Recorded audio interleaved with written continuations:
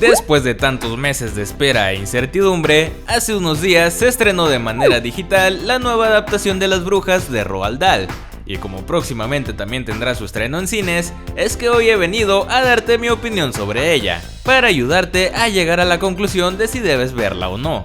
Así que quédate, estás en Ocurrencia TV, comenzamos.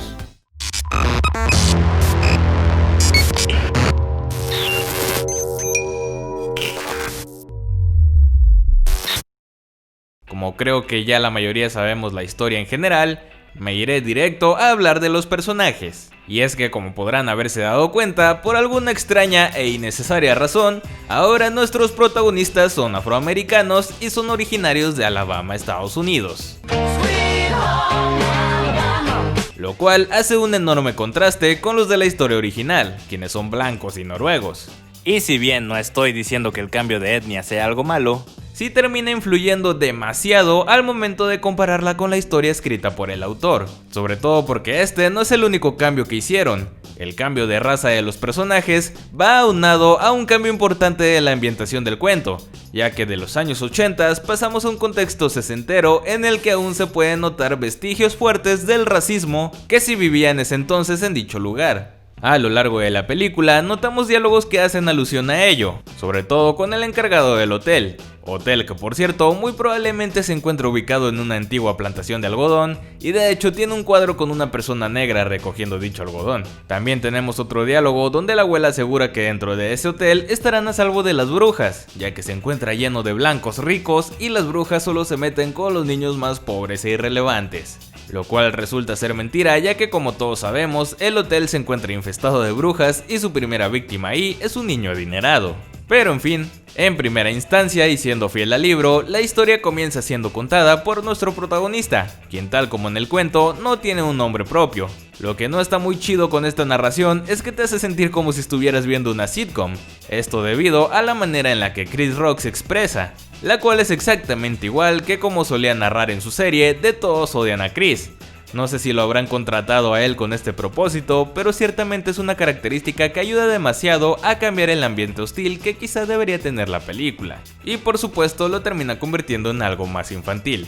Octavia Spencer es una actriz que siempre es agradable de ver en la pantalla, debido a que tiene mucho carisma como persona, y esto precisamente se mira reflejado en su personaje de la abuela, ya que a diferencia de la versión de los 90s, esta abuela resulta un poco más simpática, ya que hasta la vemos bailando y toda la cosa. Pero lo malo de este personaje es que no refleja en ningún momento las preocupaciones que el personaje original debería de tener. En la primera película tiene mucho sentido que la abuela, sin dejar de ser cariñosa con su nieto, tenga un comportamiento sospechoso, de estar alerta y desconfiar de todas las demás personas. La vemos sufrir por el fallecimiento de su hija y estar triste por el hecho de tener a su nieto convertido en un ratón, a pesar de que frente a él trata de verse alegre y ser optimista. Sin duda alguna, la actuación de Mai Zetterling en esta versión fue bastante buena, mientras Octavia Spencer, a pesar de ser una buena actriz, realmente ni siquiera llega al punto de que le podamos creer su personaje, sobre todo porque pase lo que pase siempre la vemos con la misma expresión, la cual no nos transmite mucho que digamos.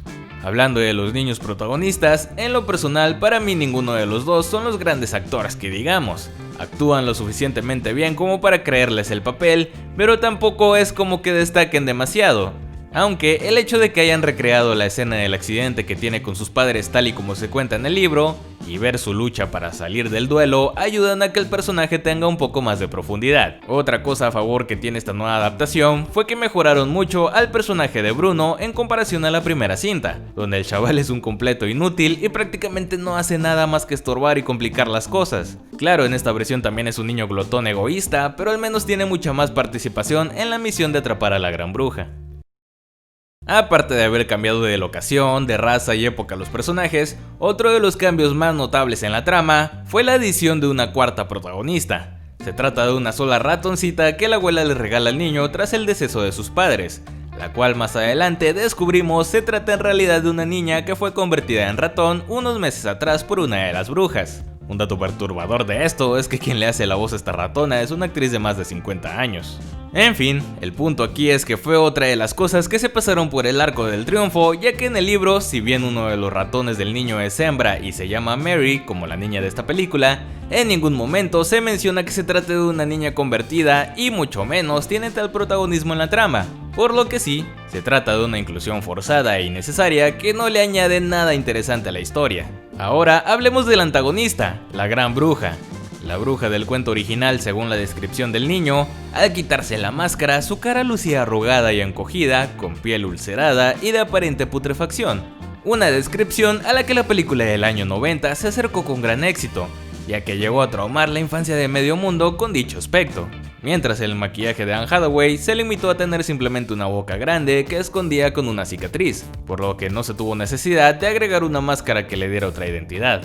Otra cosa que decidieron cambiar en esta versión fue el aspecto de sus manos y pies, ya que mientras las brujas normales sí tienen los pies cuadrados como en el cuento, la Gran Bruja tiene un solo dedo largo, mientras todas en general tienen 3 largos dedos en sus manos.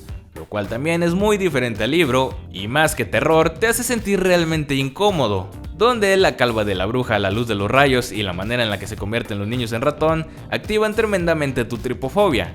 Así que mientras el maquillaje de la cinta noventera te aterraba por lo horripilante que se veía todo, el de esta solamente se limita a hacerte sentir muy incómodo, siendo lo peor que ni siquiera se trata de maquillaje en la mayoría de los casos, ya que como todos lo saben, la película se encuentra plagada de CGI. De hecho, ni siquiera los fondos son reales en esta película. En cuanto a la actuación de Hathaway, no me pareció mala, pero sí creo que pudo haber estado mucho mejor. El detalle de conservar el acento que se menciona en el libro fue bueno, pero sinceramente no me gustó, ya que la hace ver más paródica y sobreactuada. Realmente admiro el esfuerzo que le puso al personaje, pero aún así en lo personal no me parece que haya dado la talla. Y es que más allá de que los actores se hayan esforzado o no, lo que principalmente afectó esta película fue que muy seguramente la hicieron pensando en que resultara mucho más family friendly que la versión noventera, lo cual lograron haciendo a los personajes más caricaturescos y agregando muchísima más comedia al guión. Supongo que esta es la misma razón por la cual no se preocuparon en meterle más presupuesto al CGI, ya que el propósito muy probablemente era que se viera tal cual como una caricatura. Y es que también esta adaptación de las brujas fue ideada desde un inicio por nuestro querido Guillermo del Toro, quien pensaba realizarla completamente con la técnica de stop motion, lo cual me parece le habría salido genial, ya que la manera tan caricaturesca en la que el guión de esta película fue escrito se acoplaría de manera perfecta a una película animada. Pero el problema fue que terminaron utilizando ese mismo concepto con actores de carne y hueso, y por eso terminó viéndose tan fatal, sobre todo al abusar exageradamente del CGI. Un claro ejemplo de esto fue el gato de la Gran Bruja, ya que hiciera algo sencillo o complicado, este nunca dejó de ser digital, lo cual aunado al hecho de que grabaron prácticamente todo en un set con pantalla azul y verde, me parece algo muy mediocre viniendo de un director tan experimentado como lo es Robert Zemeckis. Digo, por favor, de crear la trilogía de Volver al Futuro a terminar haciendo esto, realmente me hace sentir bastante mal por él. A pesar de que la nueva película de las brujas no es para nada un remake sino una readaptación, podemos incluirla en el grupo de largometrajes que nadie necesitaba ver. Yo tengo la creencia de que si vas a realizar algo que otra persona ya hizo con anterioridad, deberías de hacerlo muchísimo mejor en la mayoría de los aspectos, porque si no, ¿cuál es el propósito de hacerlo? Como por qué querríamos ver algo que no supera en casi nada la adaptación anterior.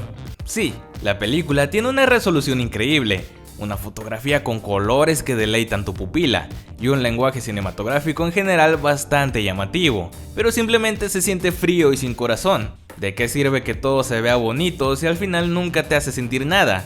No te transmite alegría, no te transmite suspenso y mucho menos miedo. Es una película mayormente vacía que refleja el poco compromiso que Hollywood tiene hacia la cinematografía en la actualidad. Las brujas de Robert Zemeckis hace honor a ciertos aspectos del libro que no fueron retratados en la versión antigua, pero esto no sirve de nada si de todas maneras cambias muchos de los aspectos más importantes del mismo, haciendo de lado la propiedad intelectual del autor por puro capricho. Así que mi opinión final es que si no existiera la versión de los 90s, esta sería una adaptación simplemente ok, ya que lo más probable es que a los niños de esta generación les fascine, sobre todo si no conocen el cuento o la primera cinta. Pero en general, aún como producto para los niños, me parece un tanto mediocre. Es por eso que yo le doy un 6.0 de 10. Y bueno, esto ha sido todo por hoy, ocurrentes. Si ustedes ya vieron la película, me gustaría que dejaran su opinión acá abajo. Y si el video les gustó, ya saben que pueden dejar su like y compartirlo con todo el mundo. Yo soy su amigo Franco Same y nos vemos a la próxima.